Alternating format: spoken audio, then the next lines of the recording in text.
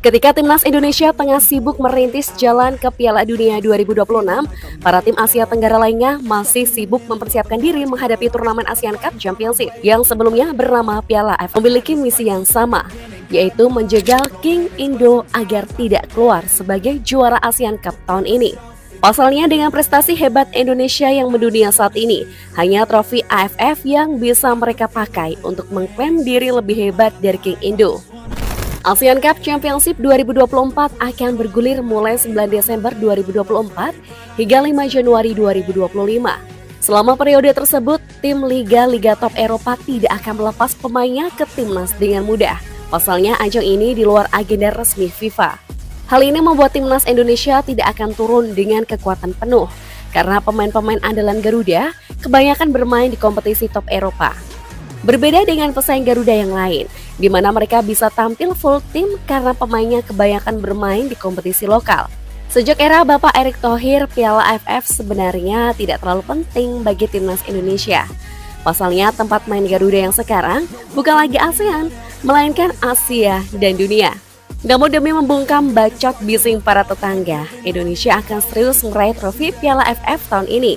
Kans itu terbuka lebar meski Garuda turun dengan skuad cadangan. Lihat saja kekuatan tim pelapis kedua Garuda untuk AFF 2024 berikut ini. Penjaga gawang. Di sektor paling belakang, Martin Paes kemungkinan bisa mengawal gawang Garuda di AFF nanti. Pasalnya klub Martin Paes FC Dallas sudah dipastikan gagal melaju ke playoff Liga MLS. Itu artinya Paes dan FC Dallas tidak memiliki jadwal pertandingan lagi di MLS, setidaknya hingga Februari tahun depan. Situasi ini membuat Bang Paes bisa memperkuat timnas Indonesia di gelaran Asia Cup Championship 2024.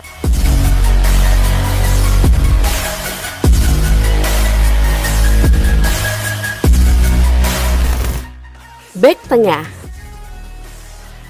Meski tanpa Jay Izzes dan Miss Hilgers, lini belakang Garuda masih cukup kuat untuk ukuran turnamen sekelas Piala AFF. Di posisi bek tengah sebelah kanan Garuda akan diisi oleh Rizky Ridho. Kapten tim Persija Jakarta itu merupakan pemain inti timnas Indonesia saat ini. Kemampuan bertahannya sudah tidak perlu diragukan lagi. Dalam melakukan tackling, Ridho selalu penuh perhitungan. Ia juga selalu berada di waktu dan tempat yang tepat ketika melakukan man marking dan mengantisipasi arah bola. Sebagai tandem Rizky Ridho di posisi belakang, Jody Amat akan mengisi posisi stopper. Selain kuat dalam bertahan, bek tengah Johor Darul Ta'zim itu juga memiliki akurasi passing yang mematikan. Pemain 32 tahun itu akan jadi andalan Garuda dalam build up serangan dari bawah.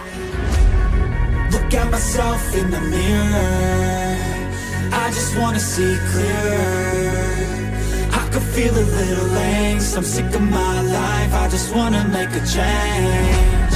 The world is calling my name, I'm a little afraid, but I need to be... Untuk melengkapi posisi 3 bek sejajar timnas Indonesia, Sintayong bisa mengandalkan Justin Hapner di pos sebelah kiri. Wolverhampton Wanderers kemungkinan akan melepas Justin ke timnas Indonesia karena sang pemain saat ini hanya bermain di tim U21. Bek sayap. Di Piala AFF 2024 nanti, Sintayong kemungkinan tidak bisa memanggil Kelvin Verdong, Sandy Walsh, dan Saine Patinama. Pasalnya ketiga pemain itu merupakan andalan di klubnya masing-masing. Meski begitu, Sintayong masih memiliki pemain yang tak kalah hebat dari mereka bertiga. Untuk posisi bek sayap kanan, Coach Sin bisa mengandalkan Asnawi Mangkualam.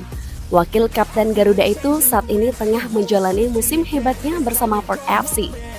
Sementara untuk posisi bek sayap kiri, Pratama Arhan bisa jadi solusi absennya Kelvin Verdong dan Saine Patinama.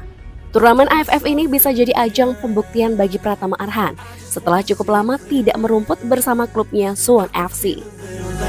I'm sick of my life, I just wanna make a change. The world is calling my name, I'm a little afraid, but I need to be brave. Cause when my head is filled with doubt, I just wanna be fearless. Gelandang tengah. Di posisi gelandang, Sintayong membutuhkan dua pemain yang bisa saling melengkapi. Nathan Choaon bisa jadi salah satu pemain yang bisa dipasang mengisi posisi double pivot Garuda. Sintayong dan PSSI bisa menjalin komunikasi yang baik dengan Swansea City agar bersedia melepas Nathan ke timnas Indonesia. Swansea City kemungkinan tidak akan keberatan melepas Nathan karena sang pemain kurang mendapatkan menit bermain di Inggris. Untuk menemani Nathan di tengah, Sintayong bisa melobi FC Utrecht agar melepas Ivar Jenner ke skuad Garuda. Sebelumnya, FC Utrecht pernah melepas Jenner ke timnas, meski bukan agenda resmi FIFA. Tinggal bagaimana PSSI melakukan pendekatan pada klub Jenner agar sang pemain mendapatkan izin. Jikapun nantinya Nathan Choaon dan Ivar Jenner gagal dapat izin dari klub, Sintayong bisa memainkan Mark Klok dan Ricky Kamboya di posisi gelandang.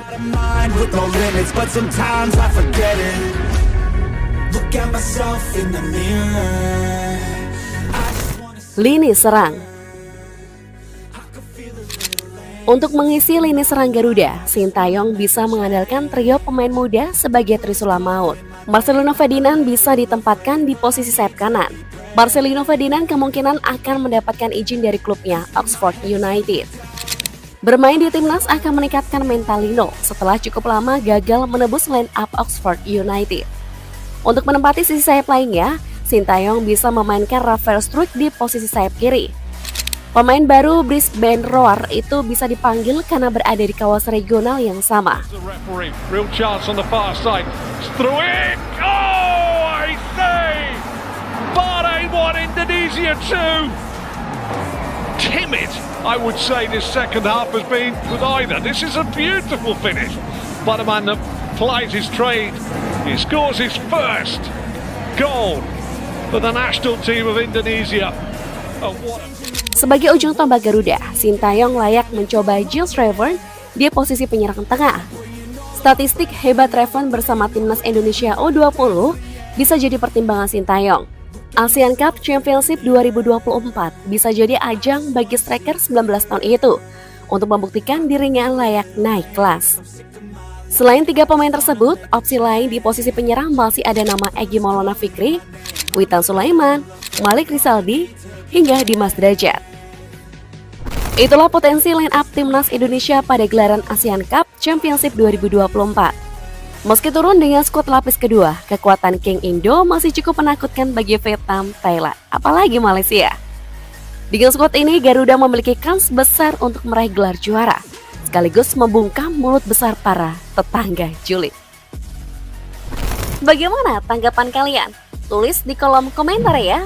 Jangan lupa like, share, and subscribe agar kalian tidak ketinggalan update video terbaru kami.